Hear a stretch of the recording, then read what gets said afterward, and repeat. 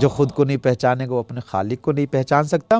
جب نہیں پہچانے گا نہ خالق کو نہ خود کو، اب تاریخ کا مطالعہ کریں، انسان اپنے لب و لہجے میں متکبر ہو جاتا ہے، اور بلکہ اس سے بھی آگے بڑھیں تو دیکھیں گے اپنی خدائی کا اعلان کرتا ہے، چونکہ اپنی حقیقت کو نہیں پہچانتا۔ آپ نمرود کو کیا کہیں گے، آپ فرعون کو کیا کہیں گے، آپ قارون کو کیا کہیں گے؟ اور یہ تو بڑے اسٹیج کی باتیں کر رہا ہوں، اب چھوٹے سطح پہ آ جائیں، کہیں نہ کہیں نمرودیت، فرعونیت میرے لب و لہجے میں بھی آتی ہے، اور یہ سب پلٹتا ہے میری خود کے بارے میں معرفت کا نہ ہونا، اپنی حقیقت کو نہ پہچاننا۔ آیا میری حقیقت یہ بدن ہے، میری حقیقت نفس ہے، میری حقیقت روح ہے، قلب ہے، جان ہے، کیا ہے؟ میری حقیقت جب تک نہیں پہچانوں گا تو اس کے تقاضے کیا ہیں، اس کو میں پورا کیسے کروں گا، کس راہ پہ چلوں، سعادت ہے، کمال کو کیسے پہچانوں گا اپنے لیے؟ یہ چیز میرے لیے کمال ہے، یہ چیز میرے لیے نقص ہے، یہ چیز مجھے میرے مالک سے نزدیک کرتی ہے، یہ چیز مجھے میرے مالک سے دور کرتی ہے، کیسے پہچانوں؟ کیسے؟ یاد رکھیے گا، سعادت اور کمال انسان کو اسی وقت حاصل ہوگا جب معرفت اور شناخت اور علم و شعور و بصیرت ہو۔ اگر انسان اندھیرے میں ایسے ہی بغیر معرفت کے قدم اٹھائے گا، ظاہر سی بات ہے شقاوتیں اس کو گھیر لیں گی، گمراہی اس کو گھیر لیں گی۔ کس طریقے سے انسان جب تک علم حاصل نہ کرے کہ